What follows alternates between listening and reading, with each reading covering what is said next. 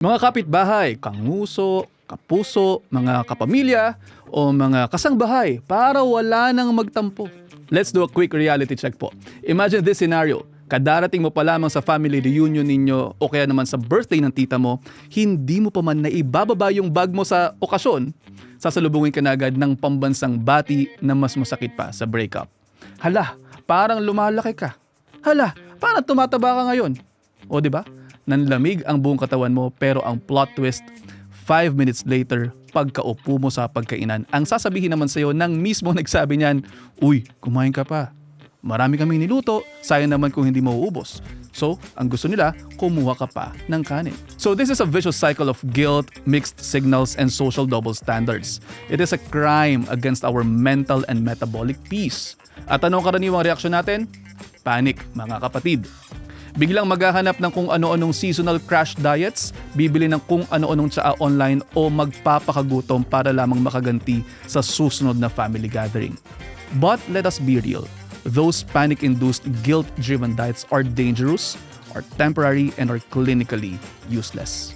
So today, we are cracking the case on Pinoy weight culture. Reclaiming our health means separating the toxic side comments from actual scientific medical truths.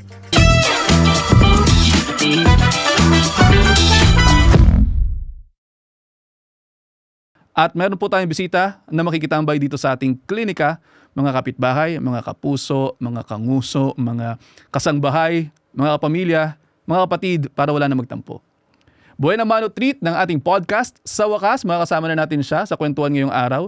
Joining us today to bring clinical sanity to our dining tables is an exceptional colleague, an obesity and lifestyle medicine physician, isang kaibigan, kasama sa trabaho, kasama sa kung ano-ano. So, without further ado, Dr. Jan Di Pasupil. Doc Jan, welcome to Dr. Next Door, the podcast. Salamat, Doc Dex. Hello sa mga lahat na ating mga kapitbahay na nakikinig at nanonood ngayon. I'm very excited to be here. Talaga? Yes. Ako rin, excited din ako na nakasakasama ka namin ngayon. No? So alam nyo, Doc Jan, napapanong talaga yung pag-uusapan natin. Ang problema kasi, alam mo sobrang lalim na talaga ng ugat ng weight management or ng weight culture dito sa atin sa Pilipinas. Na halos nagiging normal na lamang yung greeting sa atin na, "Uy, tumaba ka." No? O pwede naman na yung kumusta ka, nagiging tumaba ka. No? So, basically, nagiging public property. Paano nga ba natin may intercept yung pambansang side comment na to? At paano nga ba natin matutulungan yung mga kapitbahay natin na instead na timbang yung titingnan natin yung tao? So we need to shift the conversation yung from moral issue to yung medical one.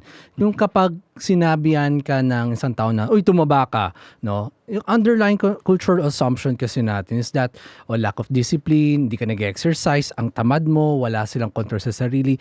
But as physicians, we know that obesity is far more complex than yung kumakain ka ng maramihan or talagang nakahiga ka lang. We need to change the narrative from fault to biology. Okay, so let's talk about biology, Doc Jan. No? Ang dami kasing sinasabi tungkol sa pagtaas ng timbang. No? So when we talk about biology, ano nga ba yung mayroong mga considerations natin when we talk about obesity in general? So, meron tayong mga guidelines sa ibang bansa, sa US, at meron din here in the Philippines at tinatawag nating PASOO guidelines na we reframe the obesity not just willpower or lack of willpower, but it is a chronic metabolic progressive disease. And doon na pumapasok yung mga guidelines natin na kasama dapat ang lifestyle change at meron din mga iba na kailangan nating madagdag na tulong kasama na dito ang mga gamot na isa na rin na naririnig natin ang mga GLP-1 medication. So let's talk about this GLP-1 medications. Ano nga ba talaga mismo yung GLP-1 and ano nga ba yung ginagawa nito sa kalusugan natin? So ang GLP-1 ay parang siyang tutulong sa atin to control yung ating hunger, tutulong din sa mga food noises na makontrol at yung satiety, yung pagkabusog para in the long run, bumaba ang timbang. Pero syempre, itong mga gamot, may kasama rin tong lifestyle component. Hindi dapat mawawala yan. No? Package yan, no? Na ibibigay yan sa isang tao. Kasi baka isipin na, magic pill lang to, no? Kailangan it's a package that may kasamang lifestyle intervention. Okay, when we talk about GLP-1s kasi, no, so kadalasan kasi sinasabi sa atin na cheat code yan, parang ganun, hindi kailangan yan. Ang sabi sa mga pag-aaral, di ba, just for context po mga kapatid, no, meron tayong tinatawag na GLP-1 sa katawan natin. Let's talk about this muna. No? So these are yung endogenous na tinatawag. So ano yung meron dun sa GLP-1 sa loob ng katawan natin versus yung GLP-1 na naririnig natin na nasa market ngayon? So, meron naman talaga tayong GLP-1, ng mga gut hormone, sa gut, no, sa ating tiyan, na meron po yan. At na-activate lang for a few seconds to a minute lang po yan. No? Now, itong GLP-1, pinahaba yan, no, para lang makontrol natin ang ating appetite, makontrol yung ating food noises, at tumutulong din yan sa ating regulation of our insulin. So, isa sa mga nauna rin is to help in this metabolic problems such as yung diabetes din siya. Ngayon, syempre, tumulong din yan sa pag-manage ng timbang. Tama ba, Doc, dyan? Kasi naririnig din natin that diabetes and obesity are very much related. No? And then, obesity and diabetes, kapag ka nagkaroon ka nito, these are what we call as diabesity. And then we've heard as well that when we had diabetes or when we get diabetes and obesity together, this is a buy one, take 10 disease. What can you say about this? Meron namang iba na may diabetes pero hindi naman talaga sila malalaki. Meron iba naman talaga na package na buy one take one nga siya. At yun lang, mahirap lang dahil madaming associated ng mga diseases na kasama lang ang diabetes and obesity. Madadamay din ang liver, yung inyong kidneys, yung mobility mo rin at yung risk of having heart problems. So, kailangan i-manage din yan agad, lalo nang tayong kultura kasi natin, no, mahilig tayong kumain at hindi rin tayo ready maglakad. Siguro madami rin tayong iniisip at of course yung built environment din natin. Okay, so let's look at the science, no? How does our local medical community, specifically the PASOO nga, no, define obesity for us? Well, obesity is defined as chronic, progressive, relapsing metabolic disease. Okay. So kung sinabi mong chronic, ito ay mahabaan, hindi yung parang kumain ka lang ng maramihang, let's say, chicken or beef ng isa-isang buffet area ay biglang obese ka na, no? Hindi naman ganun. It takes time, no? It takes time to build, no? Kung sinabi naman progressive naman siya, ay pwede rin po na dahil siguro sa ating habits, no? Siguro nag-change yung ating habits na naging graveyard shift, no? Tapos dati fit ka, tas ngayon umiba yung patterns mo, pwede siyang patuloy ng patuloy na tumaas ang timbang mo, no? And then may relapsing. Kung sinabi mong relapsing na to, ito yung bababa ang timbang mo, tas biglang tataas. Ito yung part na very frustrating sa iba na gumawa ka naman ng paraan, nagda-diet ka na, nag-exercise ka na for few weeks to days, pero sasabihin na parang, ba't tumaas pa yung timbang ko? Eh, madami na akong ginawa. Dito nawawala na yung parang control nila or yung even their motivation to keep on going. So, dito may part na ang isang physician or specialist na tutulong sa kanila na we need to manage this one at ito ay part of a disease. So, exactly, no? So, basically, obesity is not just a lifestyle choice or a cosmetic flaw kung titingnan natin. So, it is, again, a complex, multifactorial medical condition. So, So, that is chronic, progressive, and relapsing. Tama, no? So, ito yung, kumbaga, titingnan natin, hindi lang siya basta isang specialization lang yung may saklaw, no? So, kailangan magtulong-tulungan yung mga doktor and of course our patients. And then kaya nga no, there are research, there are advocates of change na working hard alongside the medical community na mahalaga ito. And then we have to shift din our so dito po sa atin sa mga kapatid natin na nakikinig, we have to shift the narrative talaga. No, kasi kinakailangan na we need to stop the blame game and start treating this as a medical condition that it is. And you know what? I love how you highlighted the relapsing part. Kasi ang problema, pwede kang bumalik eh. No? So yung pagbalik-balik diyan ng timbang, problema yun actually sa mga pasyente natin. It is hard for them. That's why if we take a look at it, tama ba? Kailangan din nating i-maintain yung tama nating mga gamot, tama din nating mga lifestyle changes in the long run. So that's why sabi mo nga kanina, it's a package. So would you agree with me na hindi siya parang lagnat na ininuman mo ng isang gamot gagaling na yung lagnat mo. So tama rin ba, Doc, dyan na kapag titingnan natin to, it also requires long-term care. Yes, correct po yun. At isa na rin yun, maski sabihin mo nang na-reach mo na yun yung timbang, ay kailangan mo pa rin, nandun yung lifestyle intervention na may magagawa mo. May iba kasi, once na natapos na nila ang timbang nila, balik ulit sila sa kanilang habits, no? Kakain ulit sila. Ang isa sa mga frustrating part din is yung muscles ay bumababa. Okay. Doon rin bumababa din yung metabolism natin. So, isa sa mga tinitignan rin ng tayong mga doctors, no? Yung kanyang, yung tamang weight loss. Okay. No? Hindi yung hindi siya race na pabilisan na weight loss. Kailangan sakto rin yung weight loss at yung kanyang tamang nutrition. Baka madami na rin siyang nakikitang problema na nagkakaroon na rin pala ng hair loss or lumiit na pala yung kanyang muka and even yung strength ng isang tao. Okay. And then, nasabi natin kanina that there are networks din kasi sa katawan ng tao na para siyang signals, no? So, let's take a look at the science of hunger. So sabi natin kanina, we were talking about satiety, we were talking about hunger. Let's take the people to that, no? Lagi nating sinasabi na nararamdaman sa tiyan lang yung hunger. So, what can you say about this na sa tiyan nga lang ba talaga nanggagaling yung hunger or meron pa bang ibang factors ito? Meron pang mga ibang factors maliban lang sa ating stomach, no? Pwede rin sa ating utak, no? Kasi let's say pupunta ka lang sa isang mall tapos naamoy mo lang yung napakasarap na cookie or let's say yung pastry na freshly baked, minsan hindi ka gutom, biglang mapapakain ka, no? May mga cues na nangyayari yun, no? So, dito na-influence hindi, kakain ako. Okay. No?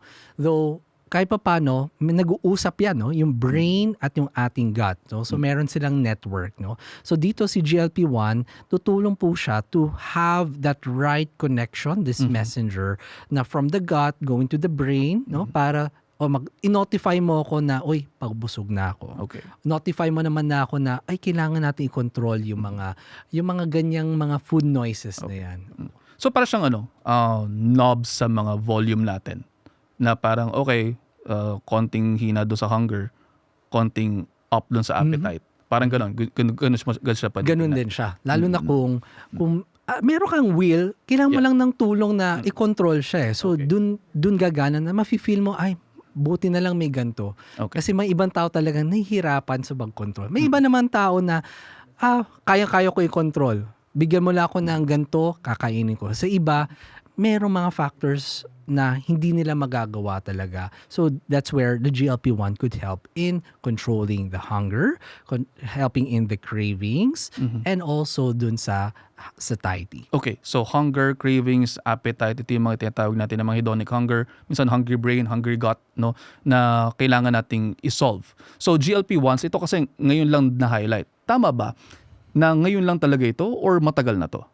Actually, matagal na to, no? Na nagkaroon ng matagal na research, no? 20 to 30 years na po ito na research na tinitingnan nila ano ba tong effect ng GLP-1. Tapos nagsimula rin po 'yun sa mga first generation, ito yung mga ilang generation na rin to, no? At dun sa mga studies na to, hindi lang po pala na for diabetes and obesity. Meron na rin pala siya to prevent yung heart attacks, no? Ang tinatawag nating MACE, no? At saka meron na rin siyang effect in preventing mga kidney problems.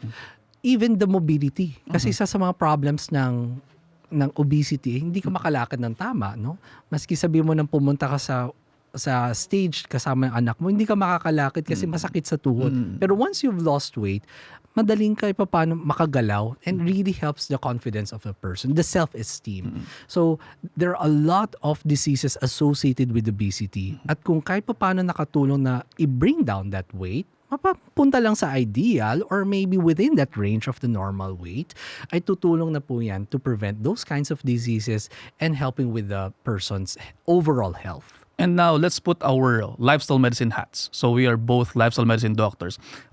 So, sinasabi kasi ng iba na cheat codes ito. No? So, ako, I don't know if you'll agree with me, para siyang tinitingnan ko as a training wheel, no, na sa ating mga bikes. No, say for example, you nagsasanay ka na tama dapat din yung diet and exercise mo. Yeah, How would you say to that? I agree with that one, no? Maganda yung pagkasabi mo na training. And sa atin rin naman, sa akin rin naman, ititrain mo rin yung katawan mo. Hindi pwedeng parang, iinom na ako ng ganito or mag-inject na ako ng ganito. Meron na akong result for the next week. We need to manage din our expectations din, no? So, kailangan din, part pa rin ng package is yung tamang diet, tamang exercise, or let's say physical activity that we call it, and then the sleep and the stress management. No? And of course, kinakailangan din natin ng tamang pagmamanage ng obesity. And of course, in people living with obesity, the natural hormone signaling might not work as efficiently, diba? And then they experience what we call as food noise. And it is that constant intrusive background chatter in our head that keeps us asking, ano yung susunod nating kakainin? May dessert pa ba? May chips pa ba sa cabinet? Kahit nabusog ka naman physically.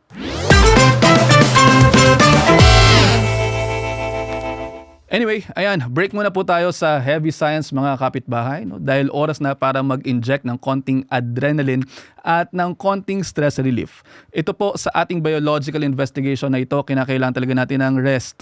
Time for our favorite segment. So ito, the Toxic Marites Fishbowl. So Doc John, ito no, naririnig mo na ito yung tunog ng mga tunay na hugot kung tawagin. Toxic side comments at mga malalalang mga health advice na nakukuha natin diretso mula sa mga family reunions at mga comment natin sa social media. Huwag sana controversial, So tingnan natin kung hindi controversial to. Ako rin mismo, wala akong alam sa pinrepair ng team natin. So, ikaw na pumili. Tapos iabot mo sa akin. Sige. Ayan. Sana magandang tanong yan. Ano nga magandang tanong to? Ito isang comment. Doc, sabi ng kapitbahay namin, uminom lang daw ako ng isang baso ng apple cider vinegar na may sili tuwing madaling araw habang nakatingin sa buwan. Mas natural daw to kaysa sa mga scientific medical guidelines ng PASOO. Anong gagawin natin dito? So, sabi natin dito, lalaban ba yung sili sa hormones natin? Mukhang sa tingin ko naman yung kanyang point of view, meron naman pero hindi naman siya lalaban talaga sa PASO guidelines kasi meron rigorous yung studies po yan, no? Hindi lang gumawa lang ng guideline para lang magkaroon ng paper. May guidelines po kami na kailangan ito muna ang gagawin at tamang diagnostic testing din. So, yung apple cider, no, na vinegar, may study rin pero hindi sinabi sa mga studies na apple cider ay magdulus ng weight. Baka lang makatulong pero isa sa mga problema diyan baka magkaroon pa ng problem sa kanyang gut, no. Tapos nilagay pa ng sili. Nako, tapos tuwing madaling araw pa. Tapos habang nakatingin sa buwan, ano kinalaman ng buwan? Baka masunog yung kanyang no, yung mafe-feel niya pag gising niya pa. It's a really burning sensation, yes. no. Mag-acid reflux siya. So I think hindi talaga pwede magganyan, no? So this could be a dangerous advice. And very dangerous. So kung mga nakikita sa social media na ganyan, hindi pwedeng gawin yan. Kasi may mga tao talaga na baka maniwala sa mga ganito eh. So kasi lalo yung mga tinatawag na mga health coaches na holistic pero katotohanan hindi naman talaga doktor. Medyo problematic tong mga ganito eh. Kasi isipin mo may sili ka na, may apple cider vinegar ka pa. Tapos madaling araw habang nakatingin sa buwan. Ano nga kaya talaga yung relasyon nung habang nakatingin sa buwan? Kasi yung apple cider vinegar, medyo maasim na siya. So, what if the patient has problems with GERD? Yeah. So, it could be mas lalong lumalayan. Mas lalong lumalayan. Magkakaroon pa ng ulcer Pero yan. papayat ka. Papayat ka sa ulcer kasi hindi ka na makakain. At least pumayat ka. So, pipili na lang po yung mga kapitbahay natin, yung mga kapatid natin, mga kapuso at saka mga kapamilya natin. Kung ano yung gusto nyo. Papayat kayo ng may sakit o papayat kayo ng mas maganda? Siyempre, yung healthy. Okay. Hindi pwedeng yung may sakit ka na tapos papayat ka. Sasabihin ng ibang tao, ano nangyari sa'yo? Kaya na nasakit ka. Pangit naman yung ganun. Sabi ng katrabaho ko, bakit pa raw ako matutulog kung pwede naman ako uminom ng 4 na basong black coffee or energy drink para pampatunaw ng taba? Hindi ka na raw nga makakatulog, dilat, at hyperactive pa raw ang metabolism mo buong gabi. Garter ba ang puso natin, Doc? Ligtas ba yan? Siyempre hindi yan ligtas. Isipin mo kung 4 na black coffee, tapos may energy drink ka pa, pampatunaw ng taba. Hindi naman tutunaw ng taba to eh. Kasi remember that our weight loss then is, I think, kinakailangan malaman din natin na hindi lang naman talaga basta pagpapababa ng timbang ang gusto natin. Kailangan healthy din kayo. So kung gising na gising po kayo, tapos hyperactive kayo, tapos ang problema ay ganitong kadami yung inyong iinumin, No, tandaan po natin, may namatay na po na nabalita po natin sa energy drink. Kasi sa Problematic puso, na problematic. Oo. Diba? Yun, delikado yan kung sobrang dami ng caffeine. Kasi Caffeine. that's a lot of caffeine, more than the guidelines na 200 milligrams of caffeine. So, puso naman yung kalaban mo dyan, Oo. hindi lang timbang. And then, of course, we also have to remember that heart disease is the leading cause of death, not only in the Philippines but also worldwide. No? So, sakit pa rin po talaga sa puso ang problema natin.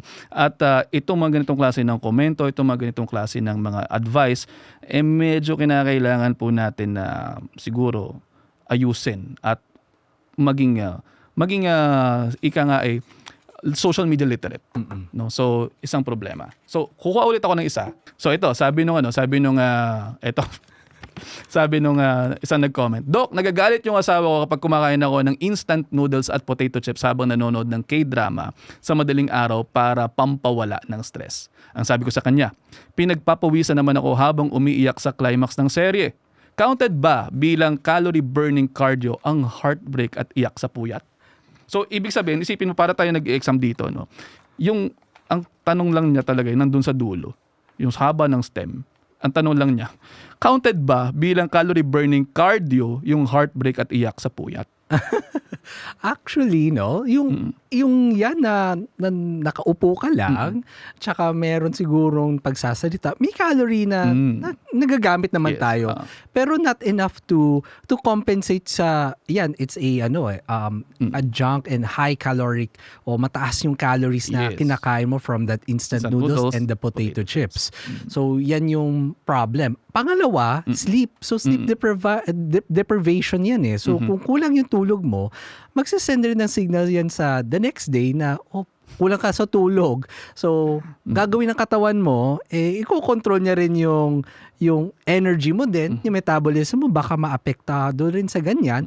So maski konti kinain mo on the next day, hindi ka rin makakapag-burn kasi feel ng utak mo is pagod. So Okay. that could be a really a big problem in the future kung talaga nagtuloy-tuloy yung ganyang habit and magiging routine yan. Okay. And then, can you tell us, ano yung relasyon ng tamang pagtulog sa umaga at sa physical activity? So, actually sleep is one of the best thing na your best investment eh. So also, sorry to cut you off. Would you also say na yung sleep is an underrated na kailangan natin for yes. for weight management? Oo, kasi maski sabihin mo mag-diet and exercise ka, pero kung wala ka namang tamang tulog, hindi ka makaka-function ng tama, no? Baka gusto mo nga mag-exercise ng umaga, baka i-cut off mo lang yan kasi parang feel mo pagod ka na, no? And sleep has a very big role in the restoration of our brain and also our physical, no? Physical restoration. So kung tamang tulog mo, it may also give good signals na baka maganda yung cortisol mo, the stress, hindi siya masyadong nag-overfluctuate, no? Or baka delayed. Kasi kung pangit yung tulog mo, ano mangyayari? Wala kang ganong kumain ng breakfast, di ba? Parang sige, pwede naman lunch na lang yan or baka merienda na lang yan. Pero kung tamang tulog mo, it gives you a good signal, baka I need to eat mga 1 or 2 hours after waking up, and then mas lessen na yung intake mo sa gabi. So it has a pattern to help you in your routine. And syempre sa inyong lifestyle. Okay. Remember that receptions are personal but treatment is also clinical. Itatak natin yan sa mga noon natin, no, para nang sa ganoon ay magkaroon tayo ng deeper understanding. So, let's build on those high-yield response, Doc Jan. Medically speaking, we now have advanced science-backed solutions. So, balikan natin yung GLP-1, Doc Jan. Doon po tayo sa meat ng usapan nga natin. Ano po? Ang dami kasing naririnig tungkol dito, pero sa totoo lamang ay akala ng iba, magic pill siya na gagamitin natin. Pero kasi kinakailangan nating malaman na hindi talaga siya magic pill. So yung bida sa usapan natin ngayon, Doc Jan, is actually the GLP-1. No? Kasi nga, ang daming craze about this. Ang daming naririnig natin tungkol dito. Pero sa totoo lang, akala ng iba, magic pill siya o uubusin lang nito yung taba mo overnight na parang sabong panlaba. So, paano nga ba talaga ito pag gumagana sa mas simple pa nating salita? Ako, hindi siya, sabong panlaba. Mayroon science din yan, no, Doc Dex. Isipin lang natin ng GLP-1, parang siyang upgraded version ng natural hormone natin na GLP-1. And ang natural GLP-1 kasi natin, parang mumurahing mobile data na mga ilang segundo, minutes lang, mabilis mag-expire. Kakain mo lang, madidisconnect na yan agad. Parang sa internet natin, no? Na yung signal ng utak natin, wala, magugutom ka na agad. Pero ang ginawa ng science ay mas lalo niyang pinahaba. Ito yung benefit, Pagpasok niya sa system natin, ilalim ng gabay ng doktor, idediretso yan sa utak mo at gagawin ng 3 kamanghang-manghang bagay na ito. Una, yung sapat na kapatid signal. That's your appetite regulation. Sasabihin niya sa utak mo na, uy, chill ka lang, no? Satisfied na tayo na saktong portion, hindi mo na kailangan umabot na to the point na mag 2 cups of rice or 4 cups of rice na may dagdag dessert. Susubukan niya siyang i-control, no? Hindi mo kailangan umabot sa point na mabubusog ka o biglang luluwag yung sinturon mo para na masabing tapos ka na kumain. Sapat na ang normal at healthy portions. Okay. Second is yung noise cancelling para sa craving, yung silencing of your food noises. Dito mga Filipinos, madami talaga tayong food noises, no?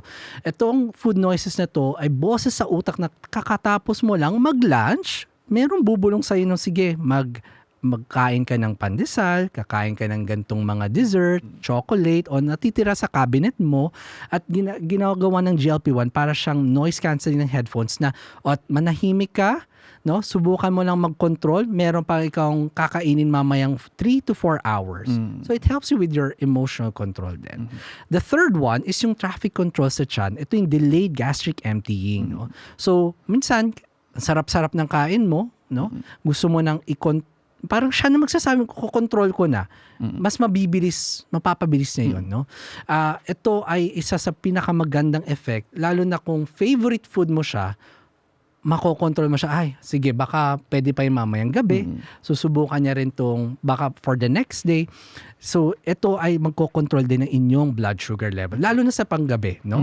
Kasi ayaw rin natin masyadong mataas yung sugar levels o kinakain mo sa gabi at puro chocolate yan, tataas talaga ang sugar levels mo. Okay, so basically, parang pinipigilan yung masyadong mataas na appetite. And then binibigyan tayo ng tamang satiety. And then binibigyan din tayo ng tamang signals na, uy, stop na. Tama na yung pagkain natin kasi sumusobra na tayo. No? So, ganun siya, hindi siya shortcut. At saka tama lamang yung nakakain natin. And also, yun nga, sabi nga natin sa lifestyle medicine natin, is that nutrition also plays a role that kinakailangan tama din yung pagkain. And then yung pagkain natin, makokontrol natin na uy, hanggang dito lang talaga. So, in your practice, how does nutrition affect and how does lifestyle medicine play a role when it comes to the use of GLP-1s if needed by the patients? Malaking bagay yun. Akala na rin natin kasi is just give a medication and then that's it. Yeah. If walang component ng lifestyle change at hindi mo siya ginabayan talaga, ang isang client o isang pasyente, walang direction yan. Baka dire-diretso siyang iinom ng gamot, tapos wala na, tapos ilalagay na lang niya sa basurahan yung gamot, tapos na. Ang lifestyle change ay kailangan from the start, no? O naisipan mo mag-lose ng weight, from the start, kailangan na merong tamang diet, tamang exercise, may tamang sleep. Alam ko very overwhelming kasi kung pumunta sila, ay, bakit ang dami kong kailangan gawin? Mag-diet agad ako, ganito. Pwede namang gawin is dahan-dahan. Okay. Lalo na sa ating lifestyle, ating work, hindi pwedeng pagsabay-sabayin yan. So, siguro small steps muna sa diet, no? Tamang oras, no, ng pagkain, tamang distribution as a clinical nutritionist, no, Doc, kailangan meron ding tamang proteins din yan, tamang carbs and fat with the micronutrients. So, gagabayan talaga ng clinical nutritionist. Sa physical activity, ito yung very challenging sa atin, no? Lalo kung tag-ulan, hindi ka talaga makaka-jogging sa labas. Pero may mga ways naman to go to have an exercise or have that physical activity. kagandahan sa Pilipinas, malalaki mga malls natin. Yeah. Pwede tayo gumalaw-galaw doon from ground floor to fifth floor. Meron tayong paraan to mobilize, no, or to move more. And then yung sleep, okay? Ito yung isa sa nagiging problem natin. Ang dami nating napapanood. We're using TVs. Yeah. Pero ngayon na is more on mobile phones. We keep on swiping. So yung addiction natin sa swiping can and then mataas yung ating brightness of our phone can somehow suppress that melatonin, no, na dapat meron na talaga tayo to sleep. So kung kaya nating reduce natin yung mga ganyang bagay, have good sleeping hygiene, it would somehow help us in our overall healthy lifestyle and tutulong si GLP-1 na. Nakikita kasi namin sa mga clients namin na kung GLP-1 lang, bagal ng progress. Pero kung may lifestyle intervention yan at tinuloy-tuloy mo siya, maganda ang progress niyan. So may importance talaga. Yung lifestyle intervention. Yeah. And so would you say that since this is chronic care nga, kasi tandaan din naman natin, ano, so tandaan din po natin na hindi lang kasi siya naipon yung timbang natin na parang kahapon lang. No? So it is also lifelong din yung treatment natin. At saka so basically, masasabi mo ba na hindi siya shortcut? Ay, hindi. Hindi pwedeng shortcut yan. Kasi kung masyado mabilis yung weight loss mo, baka nag-lose ka na lang ng, kasama na rin dito yung kinain mo mga 3 days ago, no? Or water intake, or even yung muscles. Minsan nakikita namin sa practice ko din, ba't ang bilis ang weight loss niya? Ngayon pala muscles na rin nalulus niya. Okay. Kaya hindi pwedeng all the way maggamot ang isang client nang without the guidance of a doctor. And that's dangerous, no? If we lose the muscle and not the fat. Oh, yes. Oo. Kasi kung, let's say, nag-lose ka na ng weight, na-reach mo ang ideal body weight, pero may muscle at fat yan, or malaki ang muscle na lose mo, what if bumalik ka sa lifestyle mo? Yeah. Ang sasabihin ng client o ang sasabihin ng isang tao, bakit isang cup of rice na kinakain ko, hindi pa rin ako pumapayat? Or baka sabihin rin naman na bakit tumataas na yung timbang ko? Konti lang kinain kong chocolate para lang meron na akong feeling ng satisfaction. Dahil siguro sa muscles din, no? Meron din siyang indirect effect sa ating metabolism. What is the effect of gaining muscle naman to our metabolism? If we're gaining muscle, it would help us too in our longevity. Kasi, di ba, usap-usapan na rin kasi ang longevity. Sa atin, sa lifestyle medicine, malaking bagay kung may physical activity to help with the muscle, no? Preservation ang gusto kasi natin sa weight loss. But if you have increased your muscle, baka mas lalong bumilis ang metabolism mo at bumilis din yung weight loss mo. And very good body composition. Actually, the body composition is what we like, Yeah. no? Not the weight loss per se. So basically, we want quality weight loss. Yes. So and when it comes to quality weight loss, how do we define quality weight loss? Syempre, nandun yung tamang makikita natin yung weight, no? Makikita rin natin yung tamang fat percentage. So we use a right BIA or body composition analyzer. Maganda, kasama rin siya sa tool. And the lean mass, masasama na rin dito yung skeletal muscle mass natin. So kung nakikita natin to, hindi lang yung weight, we could explain to our client natin na hindi lang puro weight loss. Kailangan rin natin magdagdag ng physical activity. Bumababa no, tignan mo yung muscles mo or yung lean mass mo. Hindi pwedeng ganyan. Kailangan natin itaas. So we could actually educate our clients. It's not always the weight. We need to help them in their mobility and their strength for preparation then for syempre in the next 5 or 10 years, no? Preventing diseases and longevity. And then sabi nga natin kasi we are not getting any younger. Wala naman din talagang ganun na ngayon 34 years old ka, bukas 32 years old ka na. No, so lahat naman tayo papunta sa pagiging 32 ka ngayon, 33 ka bukas, 33 ka sa susunod, 34 ka.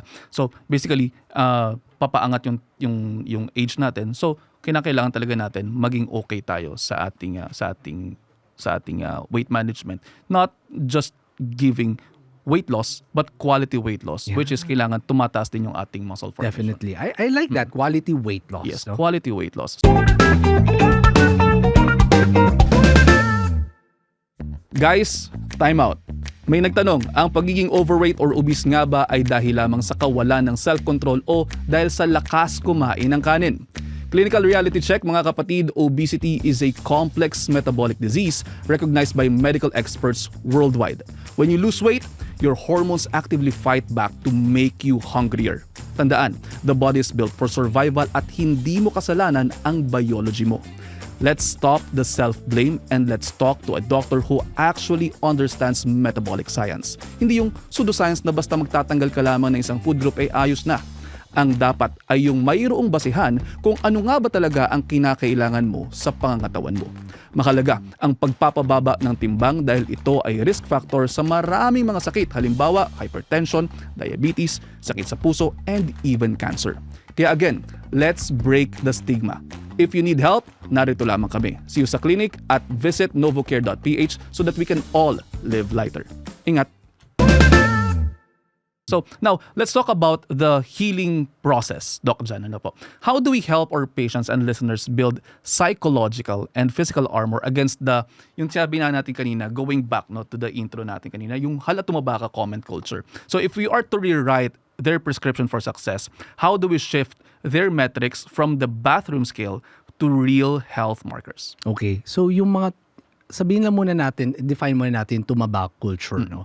Kasi yung tumaba culture, we're normalizing the comments na okay lang magsabi ng tumaba ka sa isang tao. So sa atin, sa obesity practice, no, we avoid saying, ang taba-taba mo, you're really hurting that person. Yeah. Baka meron na talagang ginagawa yung tao sa ganyan. So, ang technique natin to help our other clients, no, is hindi lang puro bathroom scale. We need to add other metrics, no. Siguro yung waist circumference, no. Isa na rin dito yung kung meron tayong mga advanced na sinabi ko kanina is yung BIA, no, or the body composition analyzer na makikita natin yung body fat percentage, yung muscle, and other metrics kasama na yung mga sugar levels natin, HbA1c, FBS, or cholesterols, and so on. This would help us in seeing a bigger picture of our health profile, no? Okay. So, yung report natin. So, kung meron tayong nakita, ma-alarm naman tayo. Kasi yung reaction natin mga Filipinos, kung meron problem, doon lang tayo gagawa. Pero I think we need to be proactive na rin sa ating health. No? At saka din, siguro, mas maganda na sabihin din natin sa mga sarili natin na hindi tayo nagpapapayat sa mga tita nating mga masokista at mga tita natin na mga marites. No, so hindi tayo nagpapapayat sa para lamang sa pagdating ng reunion maganda yung pinaka-comment na sinasabihin nila, no. Inaalagaan natin ang puso natin at katawan natin para sa ating kinabukasan. Again, that is what we call as quality metabolic weight loss. So, that is the ultimate metabolic boundary kung tawagin natin. At mga kapitbahay, bago namin kayo paalisin mula sa clinic natin today, we are giving you a prescription to take action. So this is what we call as the 7-Day Smart Health Challenge to kickstart your journey toward biological, sustainable health. So for days 1 to 3, Doc Jan, we want them to unfollow all social media pages and accounts that are selling unauthorized online weight loss hacks, unregulated slimming teas, and black market injections. Clear space of biological misinformation. And for days 4 to 6, internal habits audit po tayo. Simulan natin bantayan yung mga sandali kung kailan ka kumain. Tanungin ang sarili, gutom ba talaga ako o nasa stress lamang ako sa sinabi ng katrabaho ko o kamag-anak ko? Be mindful of your stress signals. And day number 7, book a consultation. Pwedeng sa amin ni Doc Jan, no? Take the ultimate step. Book an appointment with a licensed doctor, lifestyle medicine specialist, your endocrinologist, your bariatric physician for real personalized medical evaluation. No more guessing work for you. Tama si Doc Dex. Weight management is deeply personal clinical journey. Don't let cultural pressure make you compromise your health. So consult a medical expert today to see what options fit your biological profile. And to help you start, you can access reliable, expert-backed resources on weight management. You can visit novocare.ph to learn more about how you can take control of your metabolic journey and understand what it truly means to live lighter, healthier, and freer. This episode is powered by Live Lighter, your partners in sustainable health and chronic weight management. Remember mga kapitbahay, your weight is not your worth. Reclaim your health, block the noise, and always consult your doctor next door. Ako po si Dr. Dex Macalintal. At ako naman si Doc Jan Di Pasupil. Signing off and stay healthy. We hope that you all live lighter.